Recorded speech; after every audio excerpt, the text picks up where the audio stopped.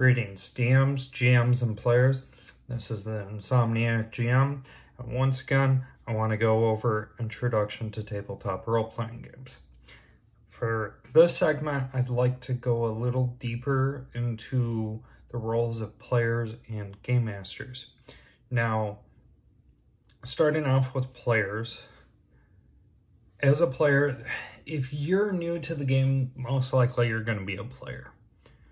The player, you're just taking care of one character. Depending on the game system, maybe more. Like if you're playing DCC, but 90% of the time, it's one character. Now, the character you create, the stats tell how your character should be, and other little factors. You know, if you're playing a paladin, you're not going to go around decapitating civilians. If you're a cleric, you're not going to go around spreading that the gods don't exist. That's out of your character, you know? If your character has a low intelligence, you're not about to go around teaching the peasants about quantum physics and that.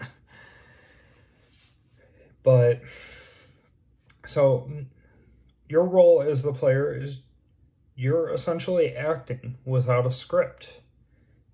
You know, if A happens to you, how do you react? You know, then if B happens, how do you react to that?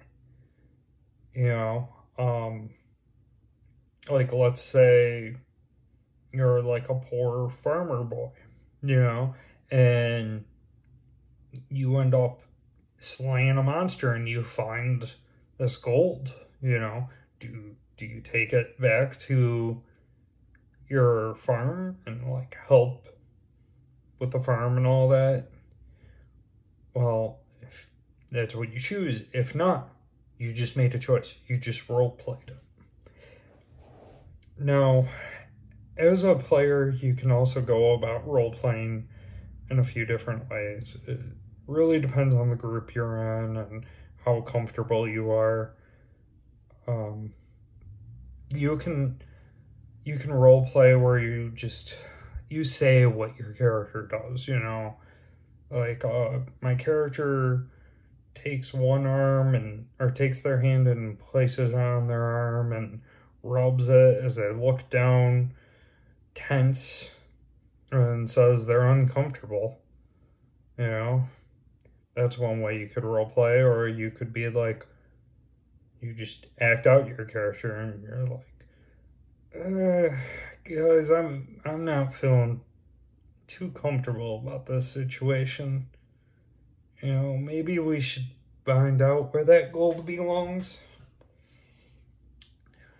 The same thing goes with GMs, but it kind of depends. If you're not very good at role-playing or not comfortable enough, a lot of groups won't get on you about it. But, yeah, the role for the player, it's a lot easier. Just learn your character, learn how they'd play. Little tip, don't tell people that's what your character would do if you're being a dick. That's like the #1 D&D sin. Now, the other role in the game is the game master. It can also be called the DM, the keeper, the narrator. Different game systems have different names. I use GM just because that seems to be the most common in a lot of different games.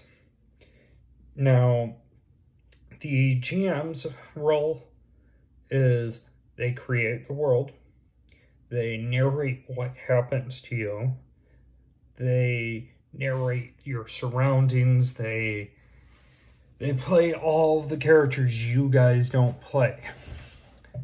They may be, like, the GM would play probably the farmer's wife and the shopkeeper down the road who buys the eggs off of you and plays your cows, you know, and then also plays the wolves that attack your chicken den every night. the GM plays everything. But now with the GM, you're not there to be a jerk to the players. It's not player versus GM. The GM's role is to challenge you. The GM wants to see you succeed. Doesn't mean they're going to make it happen. You know, they'll throw something out to you, and, you know, you have the factor of random chance from the dice, and then you also have how you handle a situation. One example I would give, and I'm sorry to my players who I'm sharing this, I had one time where my players ended up going to a town that was having a problem with werebats, and they didn't know it was werebats. I provided clues and everything, and players avoided all the clues, went into town, talked to the entire town, and made an announcement that they are going to kill whatever is biting them. Well, the werebats had led them into one of the tents to investigate. Ended up poisoning their drinks, so 2 of the players drank it while the other 2 refused to, so the werebats were like, and I tried making it really obvious. I had them tell them, hey, you know, can you guys help me? I got some, like, firewood that I need to move from my house into the woods. And the players went with it. They helped them move it into the woods, and they got ambushed and killed. You know, I wanted to see them succeed. I threw the obstacle there. I just let what happened happen. You know, so just keep that in mind when you play.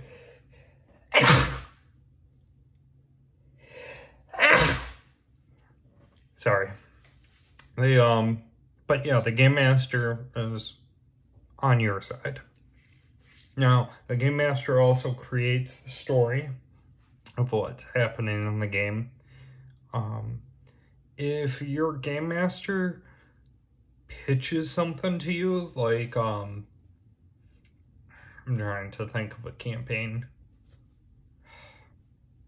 Okay, so, like, say you guys are running Curse of Strahd, and your GM's like, oh, you know, you're told about the weapon that can kill Strahd. Don't be the player who's like, okay, well, we're not going and getting that weapon. You know, we're just going to live comfortably so we don't have to worry about Strahd. You agreed to play the game, and the GM worked for that. You know? Like, if there's an understanding. I mean, the GM does have the responsibility of improving, but that's like a little a little too severe, you know? Like OG GM was talking about how one of his friends was running a campaign, what is it called? Attack of the Serpent God or something like that. And everyone came to an agreement in it, and his friend ended up reading the whole module, planned everything out, worked it out, and then went to go run the module, and one of the players threw a fit. There were snakes in the game, and made them end the campaign. You know, if you guys come to an agreement on a game, run it, play it. But yeah, that's really about it.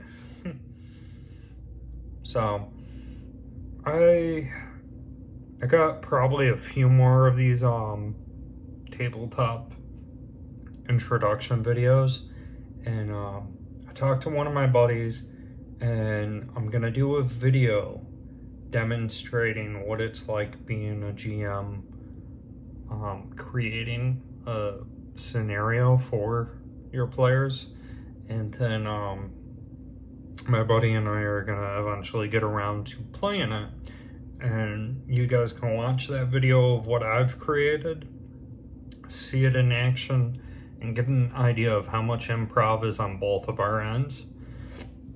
And yeah, we're gonna play actual monsters. I feel like that game is very easy to improv on. I want to introduce them to the game, and frankly, I don't like playing one-on-one games, but that one I'm fine with. So, well, until next time, if you guys think of anything you want to see, write it in the comments below. Take care.